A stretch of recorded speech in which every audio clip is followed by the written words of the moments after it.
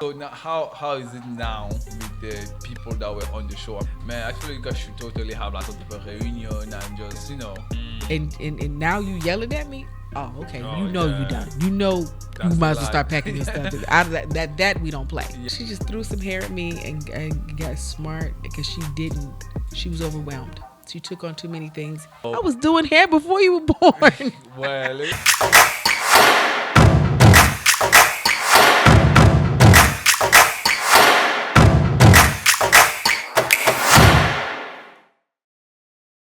When that friendship and business line cross, there's sometimes it could get a little bit, and I feel like that's something that what's your take on it? Yeah, I think that was a perfect example. Oh, we friends. We hanging out. Oh, do my hair real quick because we going to a party.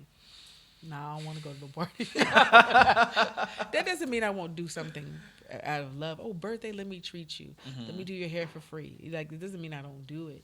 But I just think that, at the end of the day, some people, yeah, I'm probably clients I may be a little bit more friendly with because I have pretty long-term relationships with clients. I don't really like I don't burn bridges. We don't fall out. We don't do that.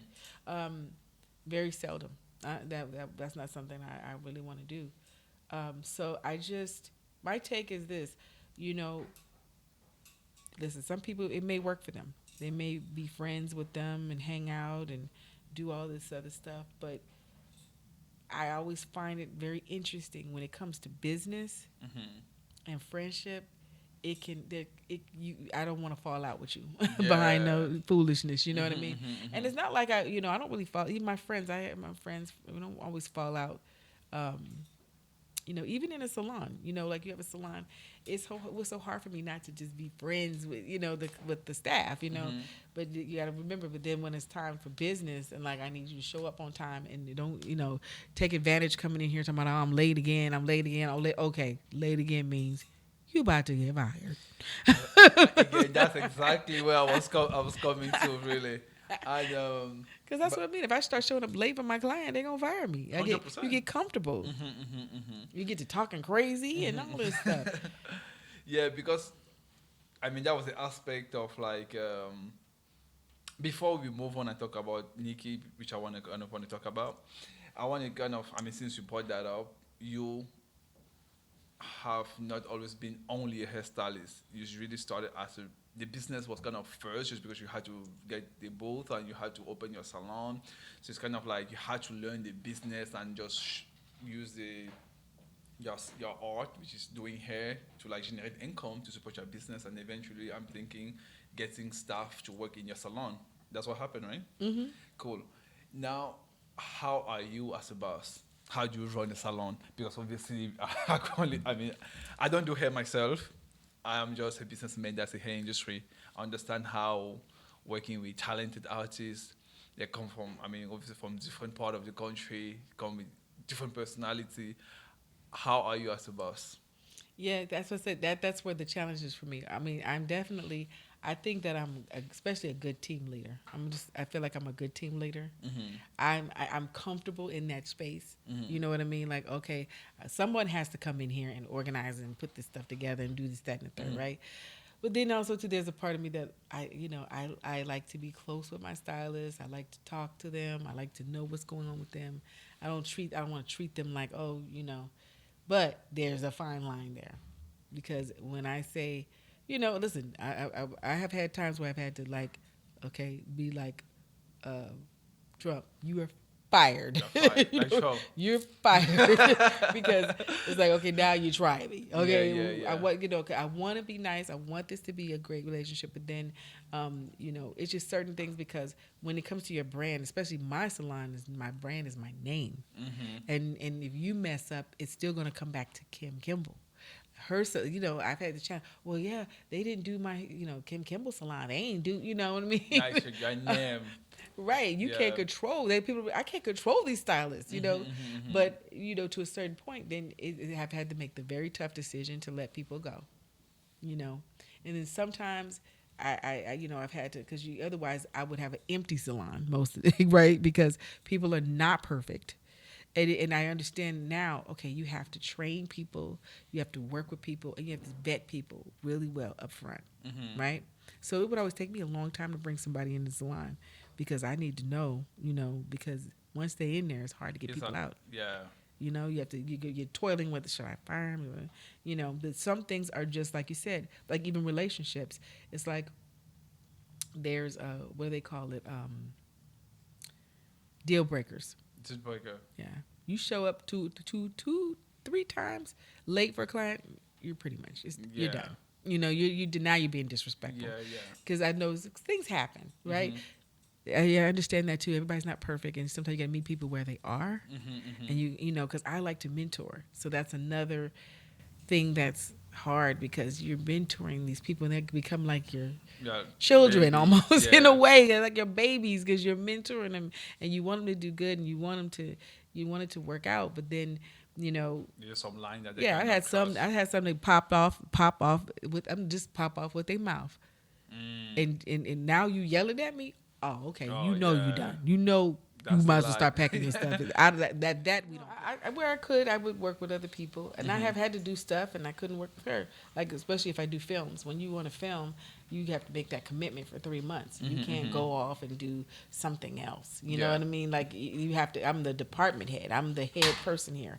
I can't leave a film set. It's millions of dollars going on over here. Like all of it's like that. But but I got to work with big projects with her, like Lemonade and Coachella. Wow. So like working with her was almost like I love big projects. I'm a project-based person. I love projects, big things. Yeah. Like I like to manage like a team of 20 people. Yeah. I just like to, you know what I mean. I love to do that, and I love to like create the looks and develop stuff and work. I mean, it's like a big, like you come to my salon, it's hair everywhere because we're in there making hair and doing all this stuff, and so I really like that. So how was the creative process when it comes to hair for Lemonade? Tell me about that. It always varies. It always depends on because when you do something like that, you collaborate with the artist. That we got to listen to the music first. Okay. She was like, and I talked to the stylist to see what the clothes were going to be, and the artist, what she's doing. And at that time, she was more into this whole Annabella. Louisiana was shot in New Orleans, like this old, like kind of Regency time. Vibe. Okay. What did black women have back then from Louisiana? Oh, she's a Creole girl. That's why we did a lot of textured hair for that. Normally we'd always been doing straight hair, and then we had that big natural hair movement really coming in. And so I was like, I want to see what would Beyonce be like with more texture, more like curly hair and things like that. So, and because women back then, that's what they had natural hair, so, and it wasn't like a period piece, but that's the one thing I love period piece films and television. I like to do that kind of hair. And so, but this was taking that, making it modern, but yet giving it that flavor. Yeah. So for me, I put a lot of thought into stuff, big projects and stuff when I'm working on it. And so that was sort of like, so I created boards for her and, we did tests, do all that kind of stuff. Yeah. Let's do it one more time. Let's do it one more time. There's so many. I don't want to. Give me your top 3 hairstylists. You started. First one. God. Calandric. Okay. Number 1. I like Nikki Nelms. Okay. I like Nikki Nelms. Number 2. For different, they all have different things. Yeah. Did I say Calandric already? Calandric, yes. Nikki Nelms. Oh my God. Is that Arrogante? Arrogante. Yeah. Is there someone else you wanted to Tokyo. Tokyo Star. Good. Okay, Tokyo's she's good. amazing. Larry Sims. Oh God. Nikki Nelms. Lacey Redway. Okay. Ursula Stevens. Chuck Amos, one of my favorite. He's a creative guy out of. He's not big on he's not like a social media person, but he's extremely talented. He's very creative. Yeah. Jawawa. Yeah. Like all the creatives that do the fashion. Yeah. But then there's so many more. Yeah. There's so many more. Thank you for sharing that. We're gonna make sure we give them credit in this podcast. And then I got into television and film, and the rest is history. I just, from that point, I just went on to do different film. You kept going. Yeah, kept going. Wow. That's a beautiful story right there. Just because sometimes things that are just given to you, you could have gone there, work commission. Right. You would never learn how to build a clientele.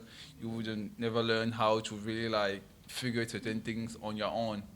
And that's just by doing that, you got a bigger opportunity. Yeah, and it helped because after that I started running my own salon. Yeah, on salon. I had to open up my own space. I had to. It was like I got in a position where I had to open up a space, and so it helped me learn how to run my own space. Yeah, on so spaces. Everything works out for a reason. For a reason.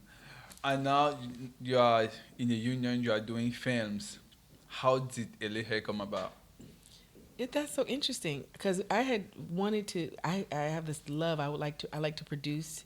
Like I wanted to start producing beauty content. Okay. TV shows about hair and all this stuff, but I wasn't really trying to be in it. I was doing it because I was building a brand and product line, and I said, "Oh, that'd be great." Went around, pitched ideas, all these ideas, and didn't get it. No, every network turned us down, and so one even wanted to pick up one of my other stylists and didn't want. They don't. We don't want her. We want him. Oh. I was like, wow, this is a cold business, right? Yeah. So then, I thought I don't really have. I didn't think I had TV personality. I'm a behind the scenes person for years. Had already been doing That's what hair. you've been comfortable doing. Yeah, that's what I'm comfortable doing. And I said, I don't know if I have personality for TV, right? So I just was like, okay, so I gave up on it. Really, I gave up on it. And then, out of the blue, somebody emails me. My old PR person somebody sent this email. You want to check it out? And it was some random email about this company. Oh, we never heard of them before. They were producers or whatever. We produced this, that, and third. And I'm like, okay. So I took a meeting with them, and they were like, we like you. We would love to shoot a pilot of your show, of a show idea with you in your salon. And I'm like, whoa, my salon. This is my business, my baby. Don't play with this. Right. I was like, whoa. And I just said, we'll try it. I said, because, I know how much drama salons can be. You know what I mean? I knew, I said, oh, this could be good because it's dramatic, but I don't know if I wanted to be in that space. And embrace it. Right. But we shot this little pilot. They took it to a production company. I took a meeting with the production company. And, I just did a little interview, and next thing you know, they were like, "Oh, we want to pick her up. We want to try to produce a TV show for you based out of your salon." And when you got that information, how was the reaction? Yeah, but I had been through a lot of rejection already in that space. I was just like, nothing's gonna happen. I was like, yeah, sure, you know what I mean, like whatever. But I was busy. I'm flying off to doing this, and I'm traveling over here with clients. I was busy, so I was like, whatever. And I was like working in Atlanta on a TV show or something like that, and then I get a call from the production company, and they go, "Oh, we just sold your show to WeTV." I was like, "What?" Now, mind you, I hadn't gone to any pitch meetings or anything. I didn't even know they were pitching. They say they're gonna do. You don't know. Yeah. I had already been through pitch meetings, and I didn't win and didn't get anything. So you kind of felt like they're trying, but the likelihood of it happening, I had kind of threw it out the window because I think I heard somebody say I didn't have any personality, so that was in my head. I let that kind of stay in my head. Oh, I don't have personality for television, right? Damn. So then they picked it up, and I was like, okay, let's see it. Let's go. I said, I'm a risk taker. I said, let's go for it. So the day they walked in my salon with those cameras, I was like, oh it's my happening. God, what? First of all, I was like, what did I do? Like, I hadn't even worked on a reality show. Oh. I didn't even know what that was like. I'm thinking they're gonna be in the bushes hiding, filming. No, it wasn't like that. Was what I thought it was. Yeah, right there. But but I will say it was one of the best things I think I could have ever done. It was great for me because I think it inspired a lot of people. 100%. I still hear people saying, "Oh, I loved it." It was at the time I didn't realize how impactful it was going to be. Until I still forget sometimes. I'll be somewhere and they'll be like, "Hey, that's really here." Oh, yeah, that's right. Yeah, that's right. Yeah, I did have a show, right? HairQueenLA is our new subscription-based network where we're going to be posting our shows, our documentary, our podcast, our online academy. Basically, a platform where if you're a hairstylist trying to better your craft, you could go and tap in and learn how to do wig install, sewings, micro links, tapings, the way that stylists do it here at HairQueenLA. So I just know, thank you so much for coming on my podcast again. My name is Big Mo the Exotic. I was here. I had the opportunity to talk with the one and only Kimble. And on this note, ciao Bella. Ciao Bella.